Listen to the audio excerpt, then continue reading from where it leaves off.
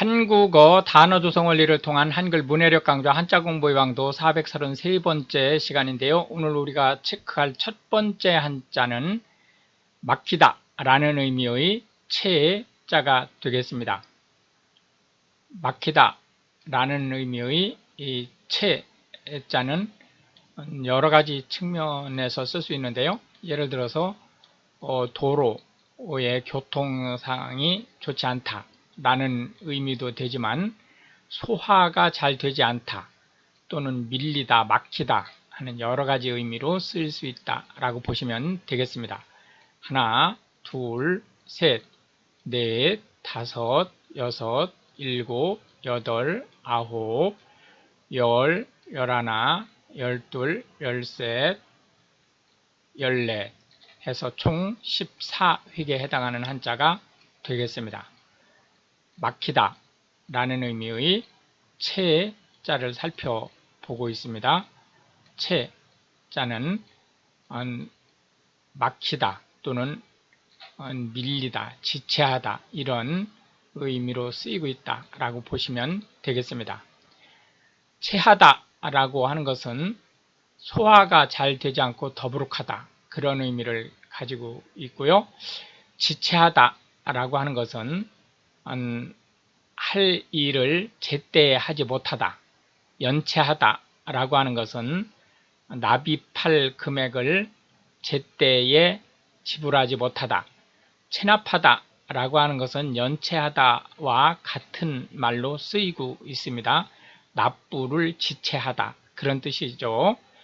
체증 그러면 이 앞에서 본 체한, 즉 소화가 안 되고 더부룩한 그러한 증상이라는 뜻인데, 이게 교통 상황에 확대되면서 차가 꽉 막히고 가다 서다 하는 그런 상황을 교통체증이라고 얘기를 합니다.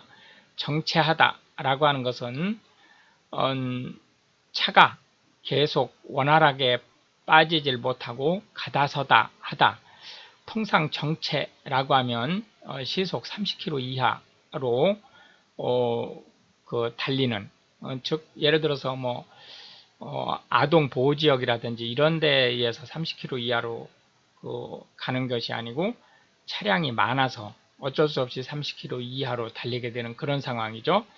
체류하다 라고 하는 것은 본가를 떠나서 다른 곳에서 머물다 또는 숙박하다 그런 뜻을 가지고 있고, 체불하다 라고 하는 것은 줘야 될 돈을, 특히 임금을 지체하는 것을 얘기하죠.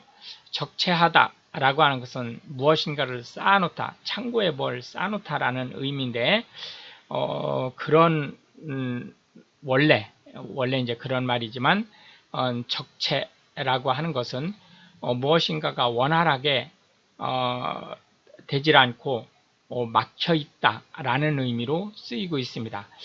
특히 예를 들자면 그 인사, 즉 승진해야 될 사람들이 너무 많아서 제때 승진을 시키지 못하는 이런 것들도 적체라는 말로 쓰고 있습니다.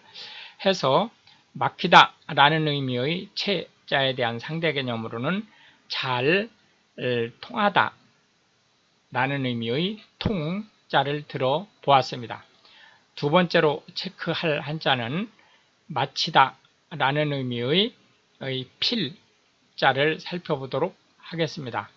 마치다 라고 하는 것은 무엇인가를 끝내다 라는 의미를 가지고 있다 이렇게 보시면 되겠습니다. 해서 해야 될 일을 끝내는 것을 얘기한다. 둘, 셋, 넷, 다섯, 여섯, 일곱, 여덟, 아홉, 열, 열하나 해서 총 11획에 해당하는 한자가 되겠습니다. 필이라고 하는 것은 일을 끝낸다 라는 의미를 가지고 있기 때문에 뭐뭐 필 그러면은 뭐뭐 하는 일을 마쳤다 라는 확인의 의미를 가지고 있습니다. 그래서 특히 뭐 도장이라든지 이런 고무인 이런 것으로 뭐뭐 필 이런 식으로 찍어줄 수 있죠.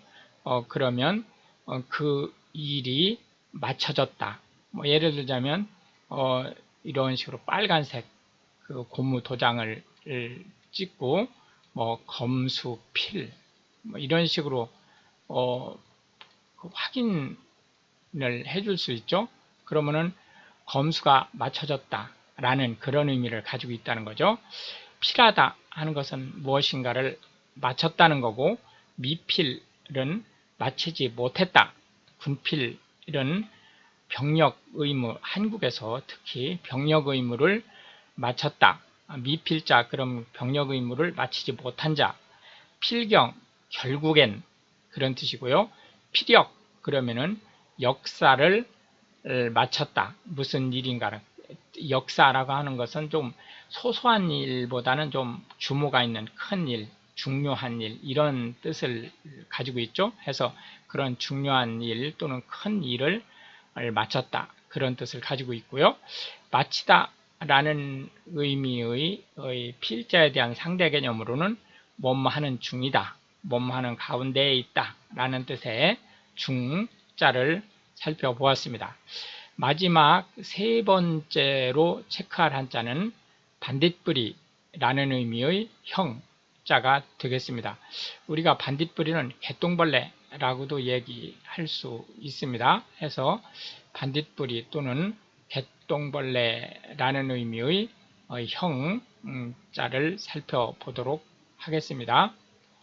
하나, 둘, 셋, 넷, 다섯, 여섯, 일곱, 여덟, 아홉, 열, 열하나, 열둘, 열셋, 열넷, 열다섯, 열여섯에서 총 16획에 해당하는 한자가 되겠습니다. 반딧불이 또는 개똥벌레라는 의미의 형자를 살펴보고 있습니다.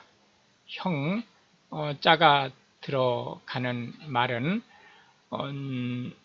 그렇게 많지는 않습니다.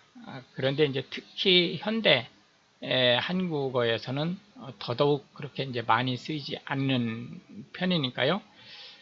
흔히 쓰이는 단어 몇 가지만 살펴보도록 하겠습니다.